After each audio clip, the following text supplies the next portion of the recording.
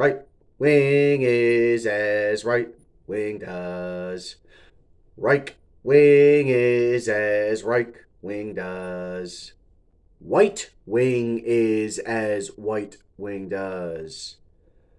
Holler if you hear me, folks. And that is how the United States of America ends 2024 and begins 2025. Awash in animus and enemy, awash in guns and greed, violence and brutality. Now, I'm going to get down to what exactly happened here um, in the end, but we want to read what this guy has to say. I'm going to actually put an article down below for y'all. It explains how much of a Trump supporter he was and stuff. The guy who blew himself up in front of Trump Tower with a Tesla was apparently a Trump supporter. The person who rammed the people and killed them in New Orleans was a ISIS supporter. All both from America, both Army veterans, both right wing camps, just different right wing camps, right? Just like the left has different camps. You know, you got Maoist, Trotskyist, Leninist, whatever. The right has different camps, and you're seeing that now. And one of the ways we knew it was a right winger before the news even came out is because they don't just talk about it, they be about it. The left wing will talk about it on Twitter, centrists won't do anything, and right wingers will actually be about it. And of course, now they're starting to wear it as a badge of honor.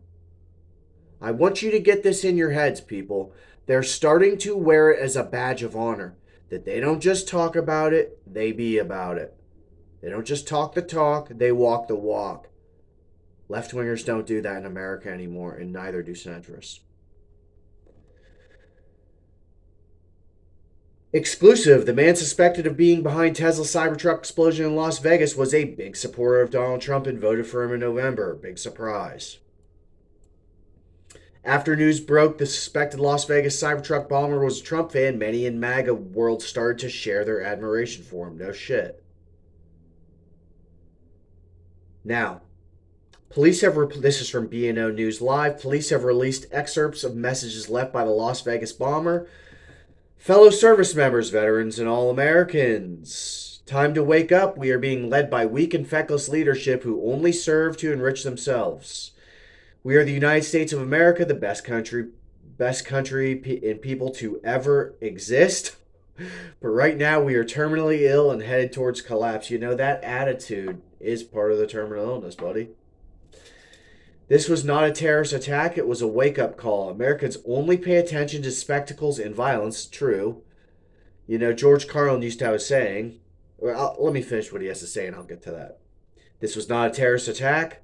It was a wake up call. Americans only pay attention to spectacles and violence. What better way to get my point across than a stunt with fireworks and explosives? Why did I personally do it now? I needed to cleanse my mind of the brothers I've lost and relieve myself of the burden of the lives I've took. Damn. Now, he says it was not a terrorist attack. Look, I guess some other people might disagree, of course. You know, if you're the guy on the freaking plane about to steer it into the World Trade Center, you can, put it on a broad speaker to the world that it's not a terrorist attack. I think everybody else gets to make that decision. But he has a real point about the spectacles and violence and the feckless leadership. And when leaders are visionless, as we say, the people shall perish. There is absolutely no doubt about it. There is absolutely no doubt about it. And Chris Hedges has this saying about American burlesque. It's what you're seeing now. There's this American burlesque. George Carlin would always say, if you're born into this world, you get a ticket to the freak show. If you're born in America, you get a front row seat. And what did we always used to say? We said, well, it seems like the more and more we go, every day that passes, we're actually center stage of the freak show. It's just one day it's Joe Biden, Joe Schmo, Joe Sixpack, Joe Cool, Donald Trump. They just move that light around, the spotlight around, or whoever's at center stage of center stage, right? They just move it around. One day it's this person, the next day, but we are at center stage, it feels like. So maybe he's got a point there for being the greatest country and people to ever exist. We're the greatest spectacle. It's something else. He also sent an email a day before the attack, which I will read to you. And he also had a bunch of texts from his, I believe, ex wife. The Las Vegas bomber reached out to his ex girlfriend a few days before the attack. Says, I rented a Tesla Cybertruck. It's the shit. I feel like Batman or Halo. You know, I don't know if that's the most interesting stuff. Oh, okay. It's been wild. So much learning, so much fun. I rented a Tesla Cybertruck. It's the shit. I'm building drones in my new position. You would love it. I feel like Batman or Halo. She says, I don't know if it's cool or I should bully you about it. How fast is it? He says, ungodly. Maybe not the most important thing, but you know, this idea that he feels like Batman, that could be nothing. But we talked about this attitude of vigilantism in America and taking shit into your own hands, and this idea that I've repeated a million times that many right wingers especially embrace, that there is a cleansing agent to violence. Plain and simple.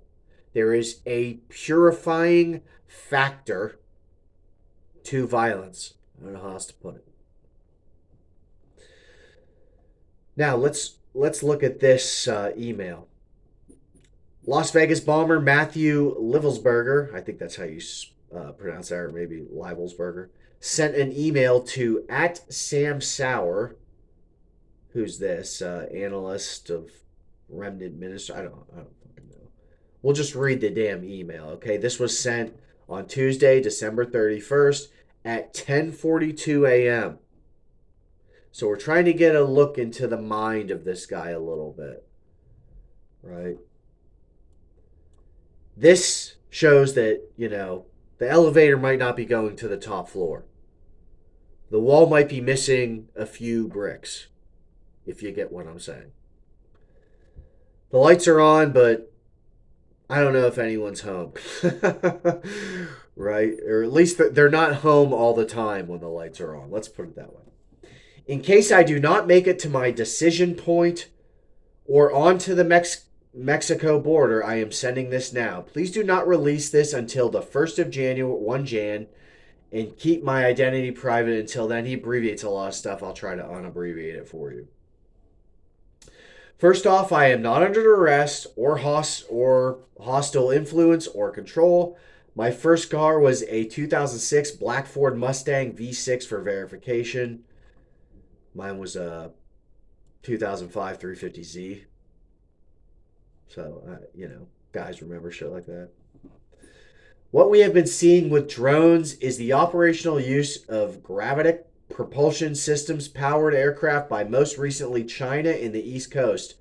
But throughout history, the U.S., only we and China have this capability. Our OPSEN location for this activity in the boxes below. China has been launching them from the Atlantic, from submarines for years, but this activity recently has picked up. As of now, it is just a show of force, and they are using it similar to how they used the balloon for SIGINT and ISR, which are also part of integrated comm systems. There are dozens of those balloons in the air at any given time. And I got to point out how hilarious it is that the first thing shot down ever with an F-22 was a weather balloon.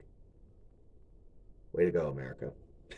Once again, that purifying factor, that cleansing agent to violence. Kill everything. Everything is a nail. And we're the hammer.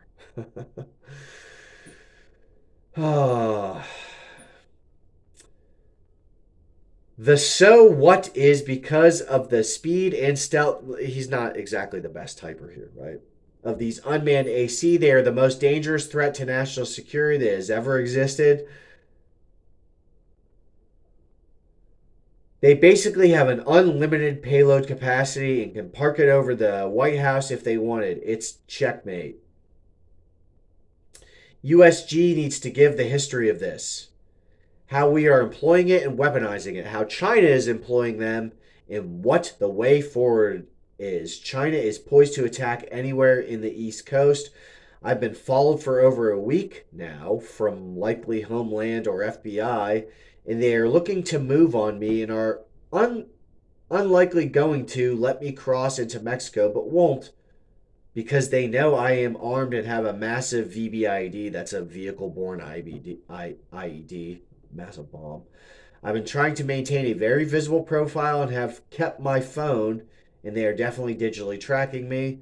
I have knowledge of this program and also war crimes that were covered up during airstrikes in Nimrud Province of Afghanistan in 2019 by the administrator, the Trump regime, which he voted for. DOD, DEA, and CIA. I conducted targeting for these strikes of over 125 buildings. 65 were struck because of CIVCAS, CIVCAS, I don't know what that is, that killed hundreds of civilians in a single day. USFORA continued strikes after spotting civilians in initial ISR. I was supposed to take 6 minutes and scramble all aircraft in CENTCOM, that's Central Command, right? The UN basically called these war crimes, but the administration made them disappear. I was part of the cover up with US 4 and agent whatever of the DEA. Why the DEA would be involved in that, who knows?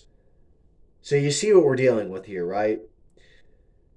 So I don't know if my abduction attempt is related to either. I worked with General Miller's, I don't know, IO staff in this as well as a response.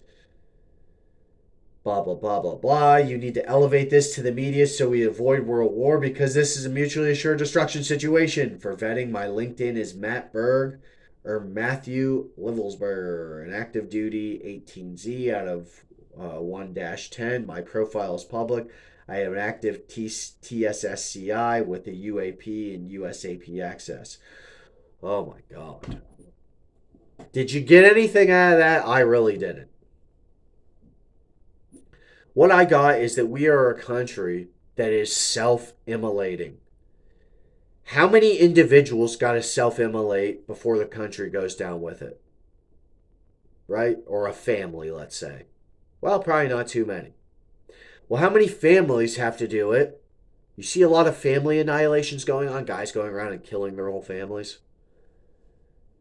How many of those have to go down before a community goes down, right? How many families have to be destroyed before a community goes down? And then how many communities have to be destroyed before a republic goes along with it? I think you're about to find out. It feels like we're about to find out. Okay, now look, I'm going to leave those articles down below. I don't have enough time to go over that. We're already way over 10 minutes. And I'm going to leave it at that. Stick to the process and we'll get the program. If we don't, we're doomed to fail. We are doomed to fail. I'm going to leave it at that. You know what's up.